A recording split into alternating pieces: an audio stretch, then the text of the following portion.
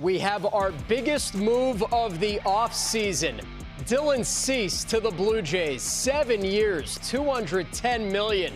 The Blue Jays go out and get their horse. Cease locks up the long-term deal, and now the hot stove is really buzzing as we count down to the end of the month and the winter meetings just a few weeks away. The first major domino has fallen, and the defending AL East champs bolster their rotation as we welcome you to MLB Network. I'm Greg Caserta, joined once again by our friend and insider Mark Feinsand. So this one just came out of nowhere, and here we are. Dylan Cease is a Blue Jay. Can we talk about how this all came together so quickly?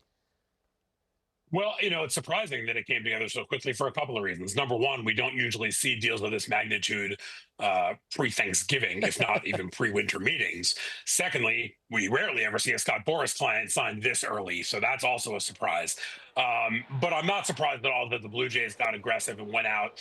They knew they wanted to get one of the big starting pitchers on the market. Clearly, they had tabbed Cease as their number one choice of those big 4 or 5 pitchers. And when you look at the fact that they were losing Chris Bassett and Max Scherzer out of the rotation, Kevin Gausman only has 1 more year of control left on his contract, and Shane Bieber only has 1 year of control after picking up that option. So, right now, this rotation looks great. Obviously, Trey Savage came up and was a huge factor in October. But a year from now, Gausman and Bieber are going to be free agents. So securing Cease on this long-term deal gives Toronto that big arm at the top of the rotation for the next 7 seasons. So next year, there's not going to be quite as big a need to go out and refill 3 spots in that rotation. Mark, were any other teams in on Cease to the point where talks had progressed like this? Not that I know of, but again, this came about so quickly. We're still in typically around the league right now. You're still in that, kicking tires phase of free agency where, teams and agents start talking at the GM meetings a little bit and start talking a little bit more. But these big deals don't tend to happen this fast.